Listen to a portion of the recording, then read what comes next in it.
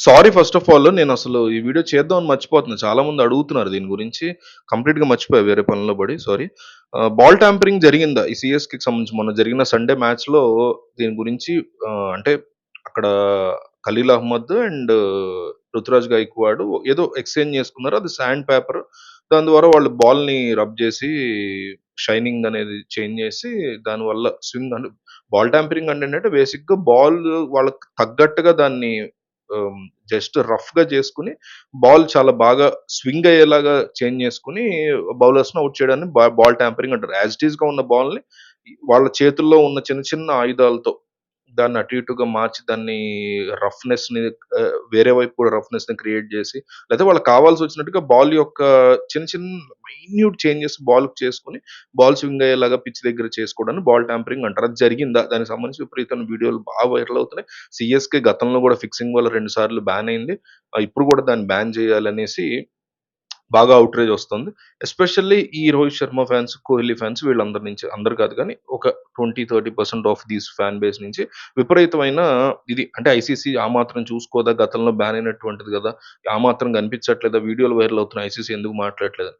అంటే బేసిక్‌గా మనం ఎట్లా అంటే సోషల్ మీడియాలో 90% ఆఫ్ మెంటాలిటీస్ ఎట్లా ఉంటాయంటే ఇది సీఎస్‌కేకి జరిగిందా అని గాదు. ఎవరికి జరిగినా ఇది ఆర్‌సీబీ జరిగినా, ఎంఐకి జరిగినా, ఎస్ఆర్‌హెచ్ జరిగినా ఏ టీమ్‌కి జరిగినా గూడా అవతల వాళ్ళు వీళ్ళని ఇష్టపడిన వాళ్ళు ఇట్లాగే మాట్లాడతారు.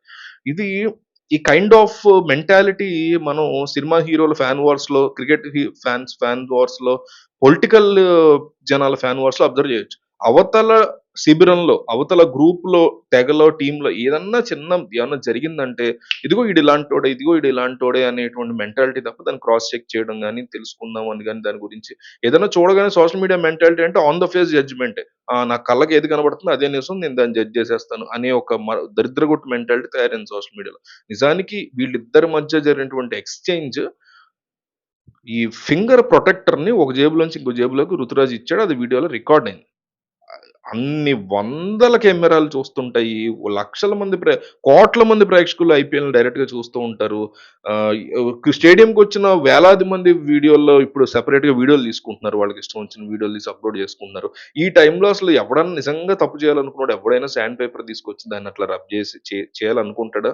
నంబర్ 1 ఛాన్సే లేదు. అంత ధైర్యం జేయడు. ఈజీగా బ్యాన్ అయిపోతారు గదా! అసలు క్రికెట్ నుంచే బ్యాన్ చేస్తది ఐసీసీ గాని, బీసీసీఐ గాని. సో, ఛాన్స్ లేదు ఒకటి. రెండోది మీకు బాల్ ట్యాంపరింగ్ ఎప్పుడు చేయాలి?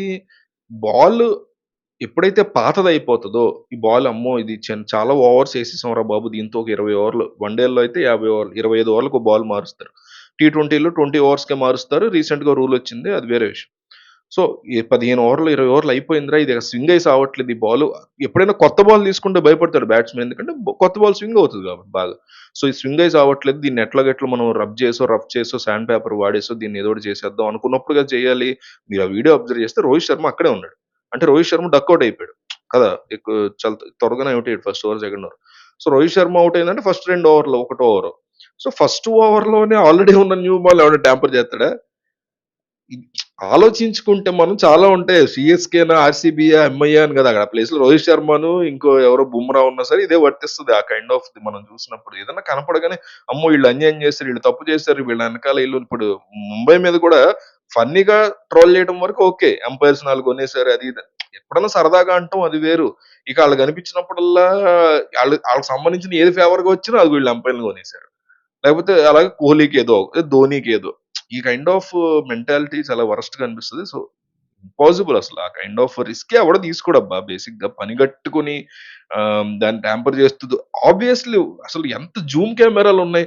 వాళ్ళ వాళ్ళ ఫేస్ మీదున్న డాట్స్ ఏదన్నా ఈ స్కిన్‌లో ఉన్నటువంటి పోర్స్‌ని కూడా జూమ్ చేయగల కెమెరాస్ ఉన్నాయే. ఎక్కడో దూరంగా పైనెక్కడో గ్యాలరీలో ఒక అమ్మాయి, అబ్బాయి కూర్చొని ముద్దులు పెట్టుకుంటుంటేనే వీడియోలు తీసేత్తారే కెమెరామెన్. సో, ఇట్లాంటివి మిస్ అవుతాయి. ఎవడో చూడడం మనల్ని ఎవడనుకుంటాడు ఎంత అడ్డం వచ్చినా, ఎటొచ్చినా ఇన్ని రకాల కెమెరాలుంటాయి. 4 బౌండరీ దగ్గర ఇది అటునుంచి కనిపియకపోతే ఇటునుంచి, ఇటునుంచి కనిపియకపోతే ఇటునుంచి అట్లా 8, 9 యాంగిల్స్ ఆఫ్ కెమెరాస్ ఉంటాయి. సో, ఈజీగా పట్టుకుంటది.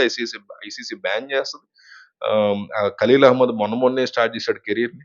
సో, ఎందుకు అట్లా రిస్కులు తీసుకుంటారు? అలాంటి ప్రోగ్రామ్ ఏం లేదు. పైగా ఫస్ట్ ఓవర్‌లో బుర్ర మీద తలకాయ ఉన్నోడు, మెడ మీద తలకాయ ఉన్నోడు ఎవ్వడు కూడా ఫస్ట్ ఓవర్‌లో బాల్ ట్యాంపర్ చేయడు.